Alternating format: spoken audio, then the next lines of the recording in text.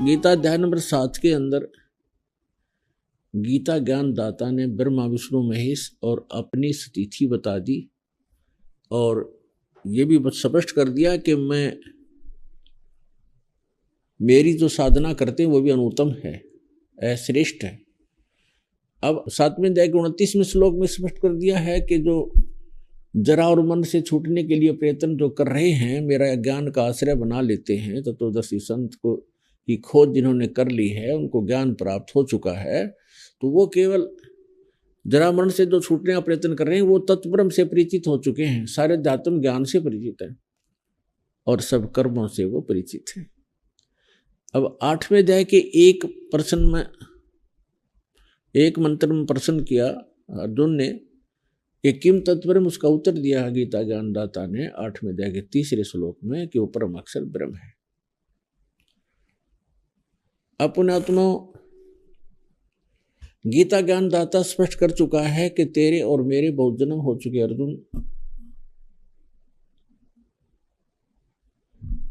और मेरी जन्म और उत्पत्ति को कोई नहीं जानता, क्योंकि ये सभी यहाँ के 21 ब्रह्मांड के व्यक्ति जीव जितने मेरे से उत्पन्न हुए हैं, ब्रह्मा विष्णु महेश देवता और ऋषि। 10वें अध्याय के 2 श्लोक में स्पष्ट करते हैं। अब यहाँ ये स्पष्ट आ गया, निर्णायक मोड़ पर आ गया है ज्ञान के गीता ज्ञानदाता 8वें अध्याय के 5 और 7 मंत्र में कहता है कि अर्जुन तू युद्ध भी कर और मेरा सिमरन भी कर, और मुझ में समर्पित होकर मेरी भक्ति करेगा तो मुझे प्राप्त होगा, लेकिन जन्म मृत्यु तेरी भी रहेगी मेरी भी रहेगी, शाश्वत स्थान नहीं मिल सकता। 15वें अध्याय के 4 श्लोक में कहा है कि जहाँ परमेश्वर के उस परम पद की खोज करनी चाहिए जहाँ जाने के बाद साधक फिर लौटकर कभी संसार में नहीं आते, और जिस परमेश्वर ने सब ब्रह्मांडों की रचना की है केवल उसी की भक्ति करो, गीता ज्ञानदाता कहता है।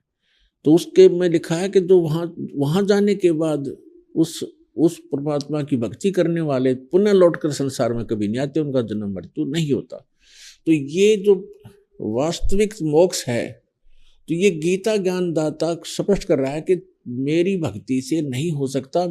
8वें अध्याय के 13वें श्लोक में गीता के अंदर गीता ज्ञानदाता कहता है ओम इति एकाक्षरम ब्रह्म व्यवहारण माम अनुसमरण ये परियाति तजन देहम स याति परमाम गतिम। मुझ ब्रह्म का केवल एक ओम अक्षर है, नथिंग एल्स, इसके अतिरिक्त कुछ नहीं। और जो अंतिम श्वास तक सिमरन करता हुआ, इसका जाप करता हुआ शरीर छोड़कर जाता है तो ओम से मिलने वाली ब्रह्म गति प्राप्त होती है। ओम से कौन सी ब्रह्म गति प्राप्त होती है? ब्रह्मलोक प्राप्त होता है। श्री देवी भागवत यानी देवी पुराण के अंदर हिमालय को ज्ञान देते समय देवी जी कहती हैं स्वयं के हिमालय राजा एक ब्रह्म का जाप कर, ओम उसका नाम है, ओम को पाना उद्देश्य रख और सब बातों को छोड़ दे, मेरी पूजा भी मत कर, ओम का जाप कर और उस ब्रह्म को पाने की इच्छा रख, तेरा कल्याण होगा और तू उस परमात्मा को ब्रह्म को पा जाएगा। और वो है ब्रह्मलोक रूपी दिव्य आकाश में रहता है।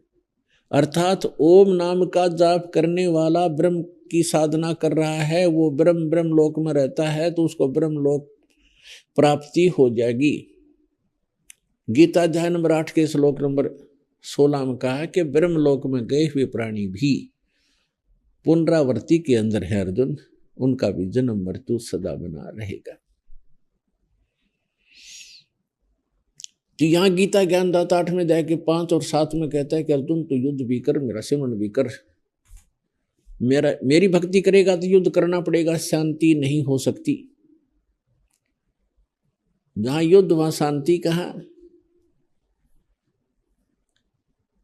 अब 18वें अध्याय के 62वें श्लोक में गीता अध्याय नंबर 15 के 4 में, 18वें अध्याय के 62वें श्लोक में, 18वें अध्याय के 66वें श्लोक में गीता ज्ञानदाता कहता है कि तू सर्वभाव से उस परमेश्वर की शरण में जा, परम अक्षर ब्रह्म की शरण में। उस परमात्मा की कृपा से तू परम शांति को और सनातन परम धाम को प्राप्त होगा, और उस स्थान को प्राप्त कर जाएगा जहाँ जाने के बाद साधक कभी लौटकर संसार में नहीं आते। उसकी भक्ति विधि कहाँ बताइए? 17वें अध्याय के 23वें श्लोक में। ओम तत्सत इति निर्देश ब्रह्मणा तिर्वेद समर्थ। ब्राह्मणा तेन वेदा च यज्ञा च विहिता पुरा। यहां ब्रह्म ने का अर्थ किया सचिदानंद घन ब्रह्म, यानी परम अक्षर ब्रह्म के पाने का 3 मंत्र के जाप का निर्देश है। निर्देश मीन फाइनल, अग्रम अग्रम कोई शेष नहीं इसके अतिरिक्त। ये निर्देश है, डायरेक्शन है।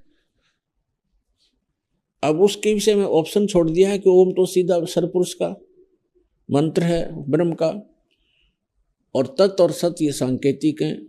तत् ये अक्षर पुरुष का मंत्र है, गुप्त है, कोड वर्ड है ये, और सत ये परम अक्षर पुरुष का है, परम अक्षर ब्रह्म का है, ये भी सांकेतिक है। ये दोनों कोड वर्ड इस दास के अतिरिक्त इस विश्व में किसी के पास नहीं है। या तो परमात्मा के पास थे, या उन महापुरुषों को जिनको भगवान मिले थे उनको ये मंत्र दिए थे, उनसे कह दिया था कि अभी ये डिक्लेयर ना करना, डिस्क्लोज रखना, जब तक कलयुग 5500 वर्ष नहीं बीत जावे तब तक इसको हमने सार्वजनिक नहीं करना है। तो अब ये करना था, दास को इसीलिए भेजा है। ये सर्व ज्ञान से संपन्न करके पूरी complete way of worship, method of worship देकर आप पुण्यात्माओं का उद्धार के लिए ये सब प्रयत्न हो रहा है। इसका लाभ उठाओ। बुद्धिमान बनाया आपको, ये सब परमात्मा की लीला है। आपको शिक्षित किया, ऐसे इंस्ट्रूमेंट बनवाए कब परमात्मा ने कि परमात्मा के बच्चे इस यथार्थ ज्ञान को और सभी सदग्रंथों के प्रमाणों को स्वयं आंखों देख करके विश्वसनीय होंगे, डगमग ना होंगे काल के भ्रमित करने वाले दूतों से। ये सब कुछ जो किया है दाता ने आपके उद्धार के लिए किया है। मनुष्य जीवन बार बार नहीं मिलता पुण्यात्माओं, इसका लाभ उठाओ।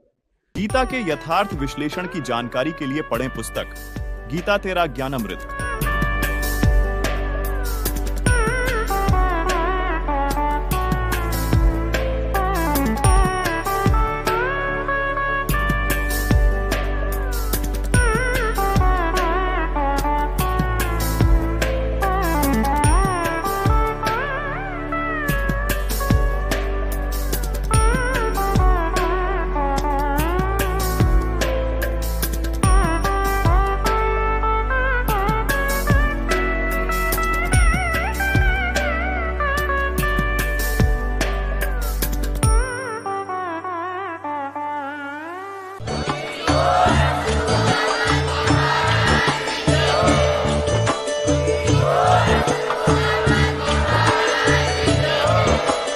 आप सुन रहे थे जगत गुरु तत्वदर्शी संत रामपाल जी महाराज जी के मंगल प्रवचन। अधिक जानकारी के लिए विजिट कीजिए हमारी वेबसाइट www.jagatgururampalji.org। संत रामपाल जी महाराज जी के शुभ आशीर्वाद से पूरे विश्व भर में 500 से भी ज्यादा नाम दीक्षा केंद्र हैं, जिन पर संत रामपाल जी महाराज जी द्वारा ऑनलाइन निशुल्क नाम दीक्षा दी जा रही है। अपने नजदीकी नाम दीक्षा केंद्र का पता करने के लिए संपर्क करें 8222880541।